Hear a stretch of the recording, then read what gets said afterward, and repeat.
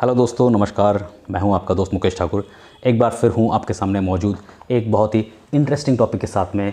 Topic है आज का कि हमें अपनी बॉडी बिल्डिंग की जर्नी में जब हम कॉन्टेस्ट से ले ऑफ करते हैं तो हमको लीन मसल मास गेन करना चाहिए या अच्छी तरह बल्क हो जाना चाहिए, फिर उसको आस्ते आस्ते कट करना चाहिए।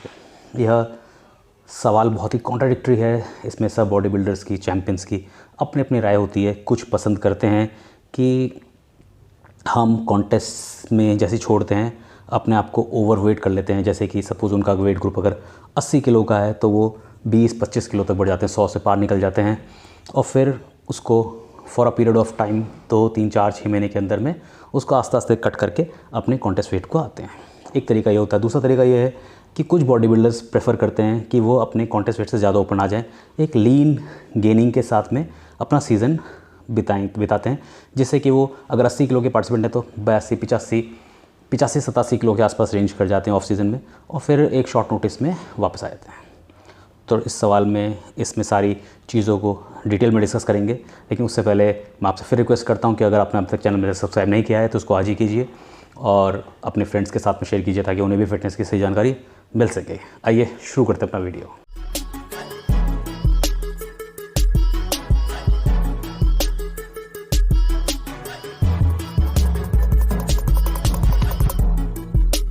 तो फ्रेंड्स, डिस्कस करते हैं क्या करके। सबसे पहले मैं बात करना चाहूँगा उन बॉडी बिल्डर्स की जो कि अपने कॉन्टेस्ट वेट से 20-25 किलो ऊपर निकल जाते हैं। तो यह स्ट्रेटेजी कहती है कि आप अपने कॉन्टेस्ट वेट से ऊपर निकल जाइए। इससे क्या होगा, आपकी एक तो लिफ्टिंग थोड़ी बढ़ जाती है, आपकी बॉडी में थोड़ा पानी का कंटेंट ज़्यादा होता है, तो आपके जॉइंट्स थोड़ा रिलैक्स हो जाते हैं, ज़्यादा वेट होल्ड कर पाते हैं, तो आप अच्छी तरह से गेन कर पाते हैं। और जब कॉन्टेस्ट आपका नज़दीक आता है तो आस्ते आस्ते over a period of time आप कार्डियो बढ़ा करके, अपनी इंटेंसिटी बढ़ा करके अपने कॉन्टेस्ट वेट के आसपास आ जाते हैं। तो इससे आपकी कुछ नई मसल गेन होती है। सपोज़ आपने 20-25 किलो अपना गेन किया है अगर, तो उसमें आपकी 5-7 किलो मसल भी आती है, 14-15 किलो फैट आराम से कम कर पाते हैं। तो एक साल में आप 4 से 5 किलो मसल गेन कर पाते हैं। लेकिन यहाँ मैं दूसरा पार्ट जो है वो है लीन मसल मास गेन का। इसमें क्या होता है, इसमें बॉडी बिल्डर अपना जो आपका कॉन्टेस्ट वेट है, वो सपोज़ आप 80 किलो में खेल रहे हैं तो मुश्किल से 5-7 किलो का ही इंक्रीमेंट मान के चलते हैं और उसी रेंज के अंदर अपना पूरा सीज़न कवर करते हैं। उससे क्या होता है कि आपकी एक तो फ़ैट लेवल बहुत कंट्रोल रहता है, और आप फैट लेवल कंट्रोल रहता है तो आप मसल्स को अपनी देख भी पाते हैं ऑफ सीज़न के दौरान कि आपकी मसल्स में क्या क्या चेंजेस आ रहे हैं। तो ये दो पार्ट मैंने आपको डिटेल में बताए। अब मेरा पर्सनल एक्सपीरियंस क्या कहता है इस बारे में। मैं ये मानता हूँ कि मैं सेकंड वाला प्रेफरेंस बहुत शुरू से मैंने फॉलो किया है, और मैं आगे भी ये कहता हूँ कि कभी भी कंडीशन अपनी इतनी मत बिगाड़ो, इतना गेन मत करो कि जो एक तो आपके कॉन्टेस्ट में उसका कोई फ़ायदा नहीं है, दूसरा आप बॉडी बिल्डिंग एंजॉय नहीं कर पाते। आप अगर किसी पब्लिक प्लेस में जा रहे हैं, वहाँ आपके फैंस वगैरह हैं, वो आपसे ज़िद करते हैं कि सर आप टी शर्ट खोल के दिखा दीजिए, तो आप संकोच करते हैं, आप टी शर्ट नहीं खोल पाते उस जगह पे। तो ऐसा फेज़ नहीं चाहिए। बॉडी बिल्डिंग एक कोर्स नहीं है कि आपको 6 महीने की तैयारी के बाद में कि एग्ज़ाम में बैठना है, एग्ज़ाम पार किया आपने, फिर आप सारी अपनी किताब बंद करी और आप बैठ गए। ऐसा नहीं है। बॉडी बिल्डिंग एक लाइफस्टाइल है, आपको हर दिन एंजॉय करना है। तो अगर आपने ओवर गेन कर रखा है, आपने बल्क कर रखा है बहुत ज़्यादा, तो आप हमेशा संकोचित रहेंगे कि मैं कपड़े उतारूँ ना उतारूँ, लोग क्या सोचेंगे, लोगों ने मेरी अच्छी अच्छी फ़ोटोग्राफ देखी है, लोगों ने मुझे स्टेज पे देखा है, अब वो सोचेंगे। तो आप इन चीज़ों से ऊपर आइए। आपको हमेशा मेरे हिसाब से लीन मसल मास गेन ही करना चाहिए, क्योंकि बॉडी की टेंडेंसी है कि 3 से 5-6 किलो तक ही वो एक साल में गेन कर सकती है। तो उतना वेट एक्स्ट्रा क्यों कमाना। अगर आप लीन मसल मास गेन कर रहे हैं तो आप सिंपली क्या कर रहे हैं, अपने लीन मसल मास गेन करने में आपके अंदर बॉडी में फ़ैट रेशियो ज़्यादा नहीं है, तो आप छोटी मोटी चेंजेस भी अपने जिम के अंदर अपनी बॉडी में ऑब्जर्व कर सकते हैं। सपोज़ आपका वीक पार्ट आपका बाइसेप है और आपको बाइसेप पे काम करने की सोच रहे हैं आप, तो आप क्या करेंगे, आपको छोटी छोटी चेंजेस भी दिखते रहेंगे बाइसेप के अंदर अपने ऑफ सीज़न के दौरान। तो आप उसमें वर्क कर सकते हैं, डिफरेंट एंगल्स ट्राई कर सकते हैं, डिफरेंट प्रिंसिपल्स आजमा सकते हैं, तो आप आसानी से उसको वीक पार्ट को कम कर सकते हैं। दूसरा, आप किसी भी पब्लिक स्पेस में जाएंगे, आप बेझिझक अपने कपड़े खोल सकते हैं, क्योंकि आप अपनी फॉर्म से ज़्यादा दूर नहीं हैं, तो आप हर रोज़ एंजॉय करेंगे, हर चीज़ एंजॉय करेंगे। अब बात करते हैं कि लीन मसल मास गेन कैसे पॉसिबल है। तो हमें क्या स्ट्रैटेजी प्लान करनी चाहिए अगर हम लीन मसल मास गेन करने की सोच रहे हैं। तो lean muscle body building is all about diet, training and rest. तो हम एक एक करके डिस्कस करेंगे यहाँ पे। पहले बात करते हैं डाइट की।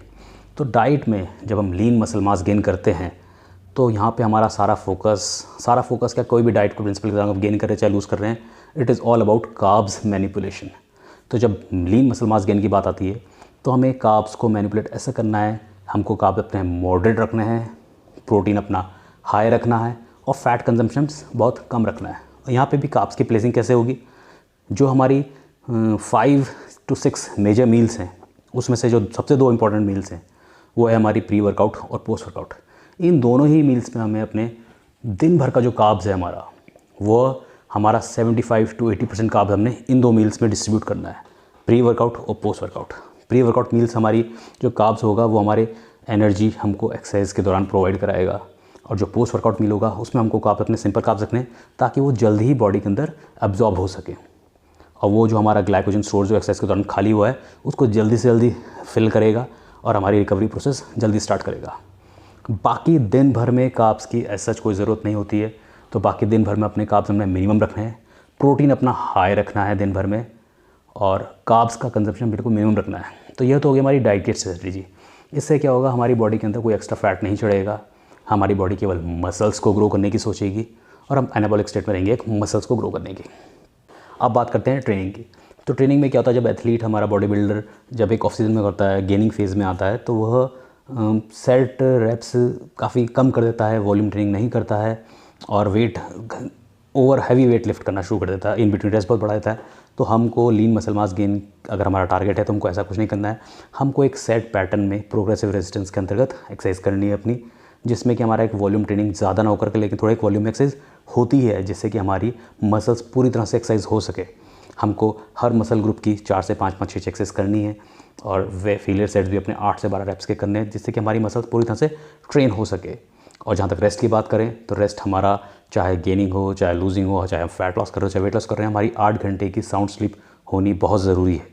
डाइट, एक्सरसाइज और रेस्ट ये अपने आप में बहुत ज़रूरी हैं मसल बिल्डिंग के लिए, चाहे वो लीन मसल मास हो, चाहे वो वेट गेन हो, चाहे फैट लॉस हो। लेकिन अगर आपको अपना गोल सच में प्राप्त करना है तो आपको फोकस्ड रहना पड़ेगा, आपको अपने गोल से डाइवर्ट नहीं होना है। अगर आप डे पर डे, घंटा भर घंटा, सेट दर सेट, एक्सरसाइज दर एक्सरसाइज अपने गोल की तरफ फोकस्ड हैं तो आप अपने गोल को ज़रूर पाएंगे। इसी उम्मीद के साथ मैं आपसे विदा लेता हूँ। तब तक के लिए, जब तक अगली वीडियो आती है, good bye, see you, take care friends.